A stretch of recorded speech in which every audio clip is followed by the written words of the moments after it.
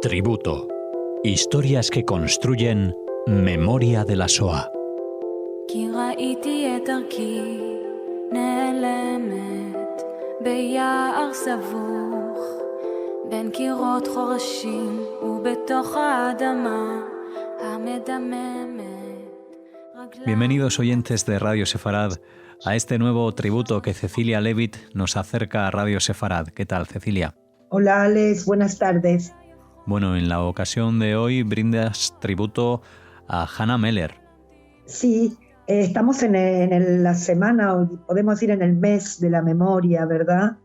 Y bueno, yo tengo mi lista, ¿no? de sobrevivientes o de personas que han atravesado la Shoah. Y en esta oportunidad tenía muchas ganas de dedicarme a lo que es Rumanía, lo que fue Besarabia, Bucovina, Transnistria, es decir, poner un poco en contexto, y encontré la historia de Hannah Meller, que bueno, es una historia que se merece todo nuestro tributo. Con lo cual comienzo de esta manera. Hannah nace en 1926 en una aldea, en una ciudad, podemos decir, que se llama Rados, y que está ubicada en el sur de Bucovina.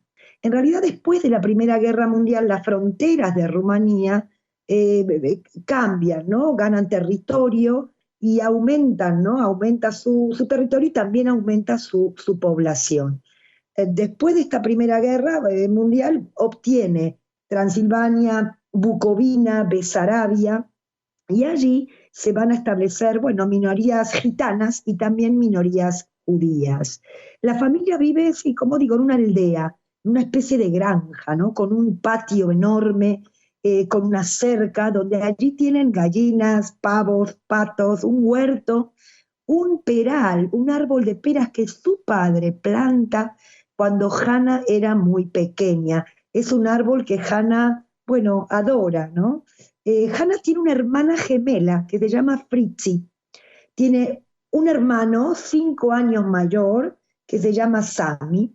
Su padre es Moses Paust, y su padre tiene un camión y él transporta mercancía entre los pueblos. Su madre, Rebeca, es ama de casa, pero tiene una vitalidad, un sentido del humor único.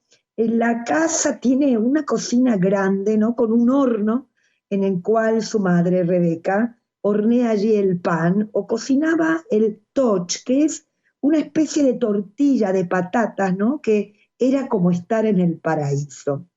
La preparación del Shabbat era algo muy especial para la familia. El viernes por la tarde ya llegaba el abuelo y santificaba el vino, ¿no? Con el kiddush. Es una infancia realmente feliz. En Rados, bueno, viven familias vecinas, rumanas e inclusive también alemanas. Las mejores amigas, por ejemplo, de Hannah eran las hijas de la familia Nikrovic, que vivían al lado, ¿no? Son relaciones muy, muy cercanas, muy próximas, casi como una familia. Cuando llegaba la Navidad, por ejemplo, admiraban el árbol, ¿no? En casa de sus amigas, y estas amigas admiraban la Hanukkah en casa de Hannah. Hannah, bueno, ese árbol de Navidad es lleno de luz, de color, de dulces, de muchos regalos. Esta familia descansaba el día domingo y la familia de Hannah descansaba el día sábado. Para los padres de Hannah la educación era algo muy importante. En el 37 ya Hannah y su hermana Fritzi ya acaban la primaria y pasan a la gimnasia, ¿no? Al gimnasio de las mujeres. Ahora, el 1 de septiembre Alemania invade Polonia y comienza la Segunda Guerra Mundial. Un año después, en septiembre del 40, Rumanía ya se alía con la Alemania nazi, bajo el mandato del mariscal Ion Antonescu. Y él está apoyado, podemos decir, por movimientos antisemitas, nacionalistas, como por ejemplo la Guardia de Hierro. Y por ende, bueno, la situación de los judíos va a cambiar, ¿no? De manera radical en Rumanía. El 24 de enero del 41 ya se sucede el primer pogrom, ¿no? El primer ataque en Rados. Hannah y Fritzi habían salido temprano por la mañana al colegio y en la calle ya encuentran una manifestación, gritos, con palos, gritando judíos sucios, eh, inclusive las chicas escuchan gritos, ¿no? Shema Israel, plegarias, sobre todo en Yiddish, tiendas de los judíos que están ahí alrededor son saqueadas, rompen sus vidrios, no había ni un policía, ¿no? para establecer el orden. Las chicas se esconden, se van a esconder en un patio trasero, detrás de un cerco, y bueno, de repente como que todo se calma, ¿no? Estos eran grupos nacionalistas, antisemitas de la Guardia de Hierro. Este grupo se había retirado y recién ahí llegan como a caballo los policías y ya Hannah identifica al señor Marchenko, que era su vecino, y es él quien va a llevar a las chicas a la casa. Más tarde se supo que habían asesinado a 12 judíos dentro de la sinagoga. Y cuando al día siguiente Hannah fue a clase, ya entró la directora, ya sentó a Anika y a Fritzi en la última mesa, en la mesa de atrás, y ya luego les comunicó que cada una debía traer 2 lives, dinero, para recibir la estrella amarilla para coserla a la ropa. Y una semana después ya no pudieron asistir más a clase. Su hermano Sami es arrestado, pero logran liberarlo. Y es por eso que su padre decide ir con su hijo a Bucarest, a la capital de Rumanía. Aquí el objetivo es esconderse allí y luego llevar al resto de la familia. El padre tiene un primo, ¿no? Que era un empresario importante. Pero el 22 de junio del 41 Alemania invade la Unión Soviética en la conocida Operación Barbarroja. Y Rumanía se une al ejército nazi en esta invasión, en esta operación. O sea que en la misma línea, ¿no? Hitler había ya, decidido el exterminio por bala en los bosques, ¿sí? Y entonces el mariscal Antonescu decide llevarlo a cabo él mismo en la misma línea con la población judía de Besarabia y Bucovina. Entonces, estos judíos son expulsados y llevados a los bosques para su exterminio. Y esto fue realizado por unidades del ejército alemán, del ejército rumano y de las SS. El 13 de octubre del 41, Hannah está en casa de una vecina. Ya Hannah tiene 15 años. Y es su hermana Fritzi que viene a buscarla para decirle que regrese a casa porque no hay buenas noticias. Ahora, todos los judíos de Radosh debían presentarse a las 4 de la madrugada en la estación del tren principal de la ciudad. Podían llevar lo que ellos quisieran. Dijeron que las cosas de valor las debían dejar en la aldea, que les darían a cambio un comprobante, ¿no? Un recibo, y que también dejaran la llave de sus casas a algún vecino. La familia estaba, sobrecogida. Su madre y su tía Rosa deciden, qué dejar, qué llevar. Finalmente salen porque todos salían. Se decía que los iban a llevar a un campo de trabajo y que luego regresarían a Radosh. Hannah acompaña a su madre al teléfono público de la ciudad para avisar a su marido, que está en Bucarest, que los iban a llevar al otro día. Y su padre llora, ¿no? Grita, ¿no? Tampoco entiende lo que pasa, pero el padre tampoco puede salvar de esta situación, no está cerca. Para regresar a Radosh tiene que viajar 24 horas. Su madre esa misma noche hornea pan, prepara un bolso para cada uno y se acostaron en donde pudieron porque ya todos los muebles habían sido llevados, algunos a casa de vecinos. Nadie podía ver o dimensionar la tragedia. Y su madre les dijo: duerman, descansen, chicas, porque no sé si volveremos a tener alguna vez un techo y un hogar.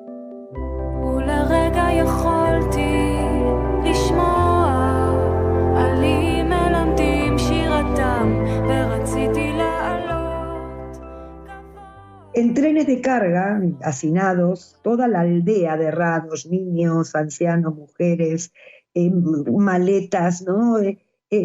Van a subir a estos trenes. Son gendarmes rumanos armados que los van a empujar a estos vagones. Hannah tiene un diario que lo escribe desde que tiene 9 años y no se despega de él. Y en ese vagón, en el que se encuentra su madre, la tía Rosa, su abuelo y Fritzi, cuando las puertas se cierran, Hannah escribe. Y le escribe a su ciudad, a su aldea, a la que ella tanto quiere. Dice: qué bonita mi ciudad, qué bonitos sus jardines. Son como una alfombra dorada en mis pies en una mañana de otoño. El primer destino es una aldea llamada Markalesh.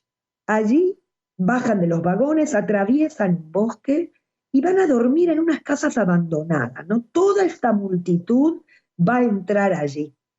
Y por la mañana los gendarmes los recogen y van a continuar la marcha, van a caminar hacia la muerte, es decir, lluvia, nieve, es una caravana, ¿no?, de personas caminando, atravesando el bosque.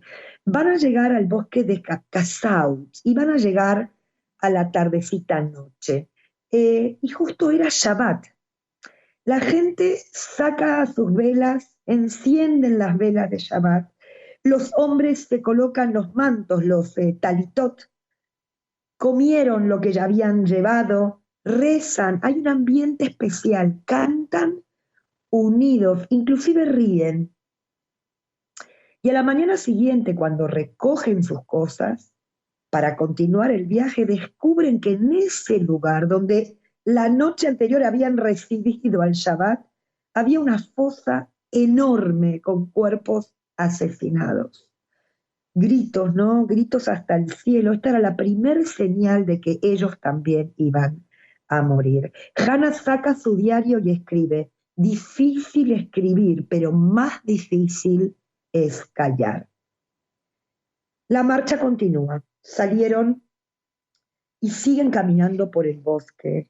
Y es en realidad su abuelo quien empuja hacia adelante, porque él entiende que el que queda atrás moría a manos de los gendarmes. Y la realidad es que una vez que los judíos de Besarabia y Bucovina habían sido ya exterminados en los bosques, el resto de judíos fueron deportados a Transnistria, que estaba comprendida entre los ríos Dniester y el río Bug. Esta era una zona que Hitler había cedido a Rumanía, ¿sí? Y hacia allí llevaban caminando a Hannah, a su familia y al resto de los judíos de la aldea de Rados. Después de caminar días y días enteros, van a llegar al río Dniester y ahí deben cruzarlo en unas balsas muy precarias de madera. Muchos caen al río. Y ellos, bueno, gracias al abuelo nuevamente, la familia logra cruzarlo. La lluvia y el frío los va a acompañar en todo momento. Y al cruzarlo ya se encuentran en el sur de Ucrania, es decir, en esta zona llamada Transnistria, que repito, Hitler la va a ceder a Rumanía como agradecimiento por participar, porque Rumanía participó en la invasión a la Unión Soviética. Y cuando cruzan el río van a llegar a unos establos de caballos, ¿sí? Y allí van a dormir. Repito, caravanas de judíos siguen llegando a aquellos establos. Y también alrededor se establecen guetos y campamentos, tanto en el norte de Transnistria como en el centro. Durante el día, bueno, siguen avanzando, siguen caminando. Y por la noche duermen en diferentes establos, ¿no? El primero en abandonar esta caminata, esta marcha y morir fue el abuelo. Es el abuelo que le entrega el Zohar, que es este libro, el libro del esplendor, el libro de la Kabbalah, que se lo entrega a Hannah y le dice: guárdalo y entrégaselo a tus hijos. La segunda es la tía Rosa, la que abandona también porque no puede seguir. Ya en diciembre del 42 van a llegar a Shomilova, a otra aldea y nuevamente a dormir en un establo. Allí van a encontrar que hay 1000 judíos de Besarabia y Bucovina. Pero ahora los gendarmes rumanos y ucranianos los van a abandonan el sitio y allí se quedan sin alimentos, sin abrigos, amontonados en esos establos. Por supuesto que hay hambre, bueno, los piojos, ¿no? El hambre es tan fuerte que ya no importa morir, ¿no? Ya el hambre ocupa todos los pensamientos, la idea es llenar el estómago.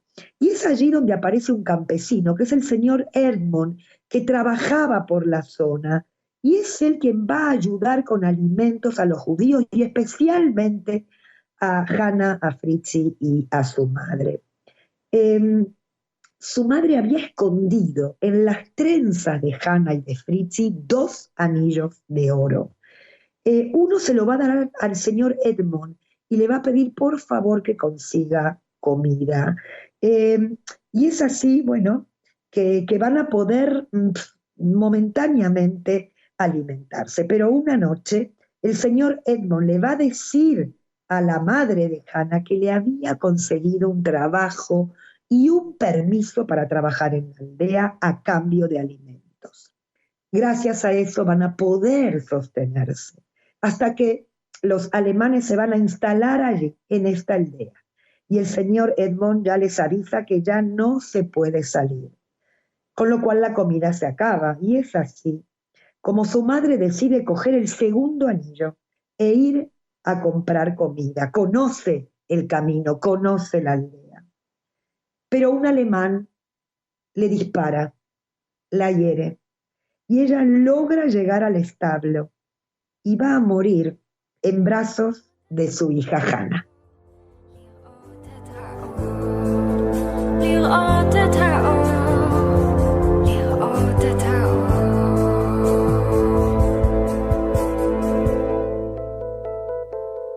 El mariscal Antonescu comprende que los alemanes están perdiendo la guerra. Los aliados también presionan a Rumanía y le advierten de las consecuencias de estos crímenes de guerra. Y entonces Rumanía pone fin a las matanzas de los judíos. En total fueron asesinados en la zona, ¿no?, bajo dominio rumano, alrededor de 400.000 judíos, incluidos, por supuesto, los de Transnistria. Y tras la muerte de su madre, Hannah decide salir del establo. Con la ayuda del señor Edmond, que le indica un poco el camino, ella va a llegar al gueto más próximo, que era el gueto de Bershad. Ella escucha que allí podían comer y podían, bueno, dormir en mejores condiciones. A rastras va a llegar al gueto y una vez allí se va a encontrar con algunos judíos de su aldea, se va a encontrar con la tía Rachel, que era una tía muy, muy querida por la familia. Y es ella, ¿no?, la tía Rachel, que le da la bienvenida, que lloran, por supuesto, que se cuentan las novedades. Y Fritzi se había quedado en aquel establo, no tenía fuerzas. Hannah sola va a salir en busca de ayuda. Poquito a poco Hannah consigue recuperar las fuerzas, consigue ropa de abrigo. El gueto de Bershad era uno de los guetos más grandes, ¿no?, de la zona de Transnistria. Hay 4.500 judíos, ¿sí?, que están viviendo allí. Una muchacha del gueto le ofrece a Hannah enseñar en una escuela a niños rusos. Y a pesar de la prohibición de salir del gueto, Hannah sale y de esta manera ayuda a conseguir alimentos. Cuando ya tuvo fuerzas, regresa a buscar a Fritzi. Y allí estaba su hermana, ¿no?, su hermana gemela, esperándola. Y juntas van a llegar a Bershad al gueto. Y una vez allí, podemos decir que la vida juntas se hizo más tolerable. Fritzi escucha que llevarían a todos los niños huérfanos del gueto a Bucarest y desde allí a la tierra de Israel. Efectivamente, en marzo del 43 llegó al gueto de Transnistria, la primera misión del Comité Judío de Ayuda, quien va a elaborar un informe acerca de las condiciones difíciles de los judíos de Transnistria. Este informe va a ser enviado a Estados Unidos para reclutar ayuda, y a finales del 43 comenzó ya a llegar ayuda del Joint y del Congreso Judío Mundial. En abril de ese mismo año del 43, el mariscal Antonescu acordó devolver 5.000 huérfanos y otros judíos que habían sido deportados por accidente, deportarlos a Rumanía. Esto no se va a llevar a cabo. Y es así como son los propios judíos, la propia comunidad judía, que va a organizar un orfanato en otro gueto. Este es un orfanato para todos estos niños, y es allí donde van a ser cuidados por mujeres del propio gueto con absoluto amor. Tanto Hannah como Fritzi van a estar allí en este gueto y en este orfanato. Quiero decir y agradecer y dar también tributo a 3 personas del Comité Judío de Rumanía: Wilhelm Fileman, Fred Schraga, que era considerado el padre de los huérfanos, y también Iso Herzog. Ellos son los que van a buscar todas las ayudas para que estos niños huérfanos puedan vivir allí. Hasta que ya en abril del 44 los rusos van a liberar la zona de Transnistria y Rumanía. Hay euforia, ¿no? Hay una euforia muy grande gracias a la liberación. Y ahora Hannah y Fritzi tienen la esperanza de encontrar a su padre y a su hermano Sam. Hannah sabe que su padre y su hermano están vivos porque le llegan estas noticias. Y junto a Fritzi van a caminar, van a llegar a Bucarest, van a caminar sus calles de 8 de la mañana a 8 de la tarde, y ya por último, cuando ya preguntan, ¿no?, en una tienda si no habían visto a 2 hombres, ¿no?, uno joven y otro adulto, esta señora de la tienda le va a preguntar, ¿a quién buscan? ¿Al mayor o al joven, ¿no?, de la familia Paust? Y ahí en un llanto Hannah dijo: busco a ambos. Y bueno, el encuentro con Sammy y con su padre, ¿no?, ella lo llamaba Tata, es difícil de describir con palabras. Esto es una emoción enorme. Ya a finales del 46, Hannah abandona Bucarest hacia la tierra de Israel con el movimiento juvenil Hashomer Hatzair. Irá vía Croacia en un barco y van a llegar a la tierra de Israel, pero sabemos que está el mandato británico y que está delimitada el ingreso a la tierra de Israel. Van a permanecer 2 semanas en el mar y desde ahí van a ver las luces del Monte Carmel. De ahí los trasladan al campo de Atlit y allí Hannah se va a conocer con Milo, que será su futuro esposo. Un mes después ya van a llegar a la Moshavá Ness Ziona, y en 1947 ya se casaron. Fritzi, su hermana gemela, llegó en 1947 y su papá y Sam, su hermano, llegaron después de la creación del Estado de Israel. Hannah trabajó durante 28 años como profesora de infantil en Haifa. Tuvo 2 hijos, 6 nietos, 6 bisnietos. Algo que ella dice que jamás pudo imaginar, ¿no? Tener una familia tan bella.